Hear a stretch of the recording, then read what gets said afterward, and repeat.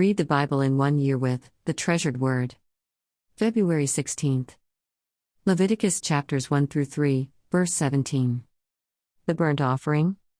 Now the Lord called to Moses, and spoke to him from the tabernacle of meeting, saying, Speak to the children of Israel, and say to them, When any one of you brings an offering to the Lord, you shall bring your offering of the livestock, of the herd and of the flock. If his offering is a burnt sacrifice of the herd, let him offer a male without blemish. He shall offer it of his own free will at the door of the tabernacle of meeting before the Lord. Then he shall put his hand on the head of the burnt offering, and it will be accepted on his behalf to make atonement for him.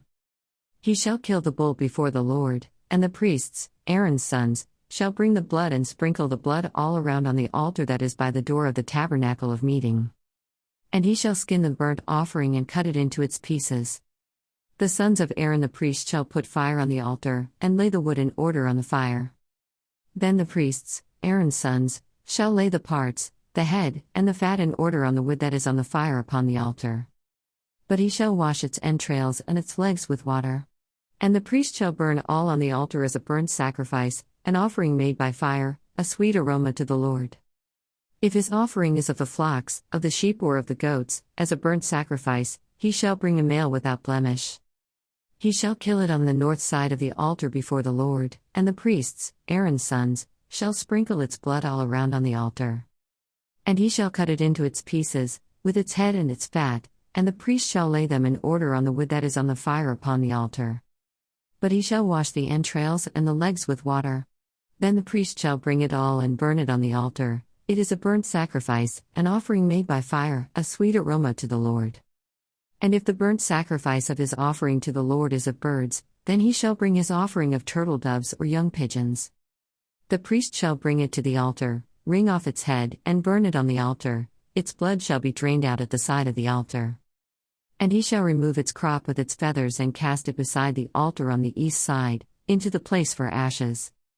Then he shall split it at its wings, but shall not divide it completely, and the priest shall burn it on the altar, on the wood that is on the fire. It is a burnt sacrifice, an offering made by fire, a sweet aroma to the Lord. The grain offering. When anyone offers a grain offering to the Lord, his offering shall be of fine flour. And he shall pour oil on it, and put frankincense on it. He shall bring it to Aaron's sons, the priests, one of whom shall take from it his handful of fine flour and oil with all the frankincense. And the priest shall burn it as a memorial on the altar, an offering made by fire, a sweet aroma to the Lord. The rest of the grain offering shall be Aaron's and his sons. It is most holy of the offerings to the Lord made by fire. And if you bring as an offering a grain offering baked in the oven, it shall be unleavened cakes of fine flour mixed with oil, or unleavened wafers anointed with oil. But if your offering is a grain offering baked in a pan, it shall be of fine flour, unleavened, mixed with oil. You shall break it in pieces and pour oil on it. It is a grain offering. If your offering is a grain offering baked in a covered pan, it shall be made of fine flour with oil. You shall bring the grain offering that is made of these things to the Lord. And when it is presented to the priest, he shall bring it to the altar. Then the priest shall take from the grain offering a memorial portion and burn it on the altar. It is an offering made by fire, a sweet aroma to the Lord. And what is left of the grain offering shall be Aaron's and his sons. It is most holy of the offerings to the Lord made by fire. No grain offering which you bring to the Lord shall be made with leaven, for you shall burn no leaven nor any honey, any offering to the Lord made by fire.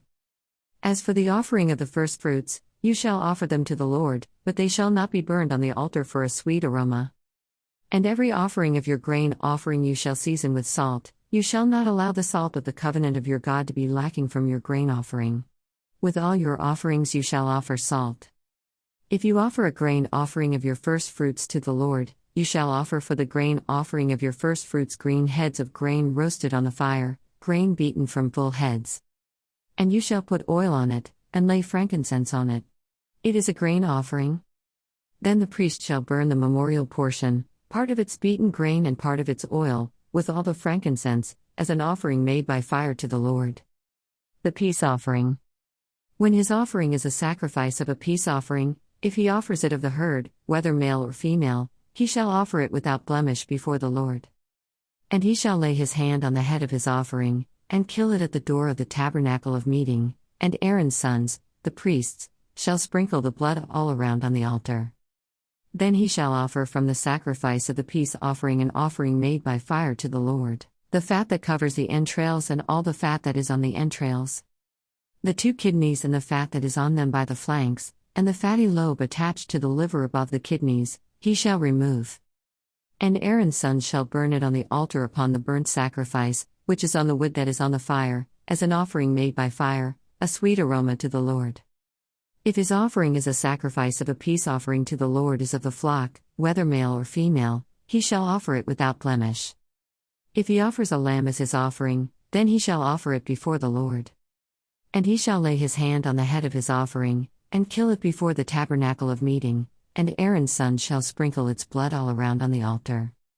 Then he shall offer from the sacrifice of the peace offering, as an offering made by fire to the Lord, its fat and the whole fat tail which he shall remove close to the backbone, and the fat that covers the entrails and all the fat that is on the entrails, the 2 kidneys and the fat that is on them by the flanks, and the fatty lobe attached to the liver above the kidneys, he shall remove.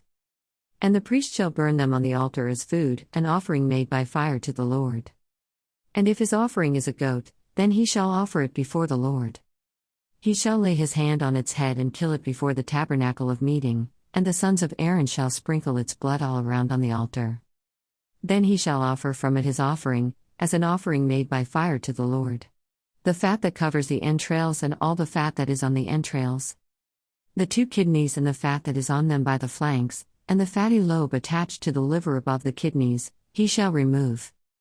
And the priest shall burn them on the altar as food, an offering made by fire for a sweet aroma, all the fat is the Lord's. This shall be a perpetual statute throughout your generations in all your dwellings, you shall eat neither fat nor blood. Mark chapters 1-2, verse 12. Peter's mother-in-law healed. Now as soon as they had come out of the synagogue, they entered the house of Simon and Andrew, with James and John. But Simon's wife's mother lay sick with a fever, and they told him about her at once. So he came and took her by the hand and lifted her up, and immediately the fever left her. And she served them. Many healed after Sabbath sunset. At evening, when the sun had set, they brought to him all who were sick and those who were demon-possessed. And the whole city was gathered together at the door. Then he healed many who were sick with various diseases, and cast out many demons, and he did not allow the demons to speak, because they knew him. Preaching in Galilee. Now in the morning, having risen a long while before daylight, he went out and departed to a solitary place, and there he prayed. And Simon and those who were with him searched for him. When they found him, they said to him, "Everyone is looking for you." But he said to them, "Let us go into the next towns, that I may preach there also, because for this purpose I have come forth." And he was preaching in their synagogues throughout all Galilee, and casting out demons. Jesus cleanses a leper. Now a leper came to him, imploring him, kneeling down to him and saying to him, "If you are willing, you can make me clean." Then Jesus, moved with compassion, stretched out his hand and touched him, and said to him, "I am willing, be cleansed." As soon as he had spoken, immediately the leprosy left him, and he was cleansed. And he strictly warned him and sent him away at once. And said to him, "See that you say nothing to anyone, but go your way, show yourself to the priest, and offer for your cleansing those things which Moses commanded, as a testimony to them." However, he went out and began to proclaim it freely, and to spread the matter, so that Jesus could no longer openly enter the city, but was outside in deserted places, and they came to him from every direction. Jesus forgives and heals a paralytic. And again he entered Capernaum after some days, and it was heard that he was in the house. Immediately many gathered together, so that there was no longer room to receive them, not even near the door. And he preached the word to them. Then they came to him, bringing a paralytic who was carried by 4 men. And when they could not come near him because of the crowd, they uncovered the roof where he was. So when they had broken through, they let down the bed on which the paralytic was lying. When Jesus saw their faith, he said to the paralytic, "Son, your sins are forgiven you." And some of the scribes were sitting there and reasoning in their hearts, "Why does this man speak blasphemies like this? Who can forgive sins but God alone?"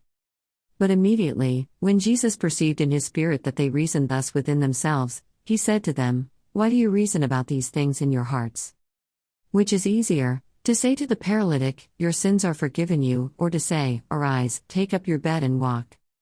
But that you may know that the Son of Man has power on earth to forgive sins, he said to the paralytic, I say to you, arise, take up your bed, and go to your house. Immediately he arose, took up the bed, and went out in the presence of them all, so that all were amazed and glorified God, saying, We never saw anything like this. Psalms chapter 35, verses 17 through 28. Lord, how long will you look on? Rescue me from their destructions, my precious life from the lions. I will give you thanks in the great assembly, I will praise you among many people. Let them not rejoice over me who are wrongfully my enemies, nor let them wink with the eye who hate me without a cause. For they do not speak peace, but they devise deceitful matters against the quiet ones in the land. They also opened their mouth wide against me, and said, Aha, aha! Our eyes have seen it. This you have seen, O Lord, do not keep silence. O Lord, do not be far from me. Stir up yourself, and awake to my vindication, to my cause, my God and my Lord. Vindicate me, O Lord my God, according to your righteousness, and let them not rejoice over me. Let them not say in their hearts, Ah, so we would have it. Let them not say, We have swallowed him up. Let them be ashamed and brought to mutual confusion who rejoice at my hurt, let them be clothed with shame and dishonor who exalt themselves against me. Let them shout for joy and be glad, who favor my righteous cause, and let them say continually, Let the Lord be magnified, who has pleasure in the prosperity of his servant. And my tongue shall speak of your righteousness, and of your praise all the day long. Proverbs chapter 9, verses 13 through 18. The way of folly. A foolish woman is clamorous, she is simple, and knows nothing. For she sits at the door of her house, on a seat by the highest places of the city, to call to those who pass by, who go straight on their way. Whoever is simple, let him turn in here, and as for him who lacks understanding, she says to him, Stolen water is sweet, and bread eaten in secret is pleasant. But he does not know that the dead are there, that her guests are in the depths of hell. Thanks for reading along with The Treasured Word. See you tomorrow.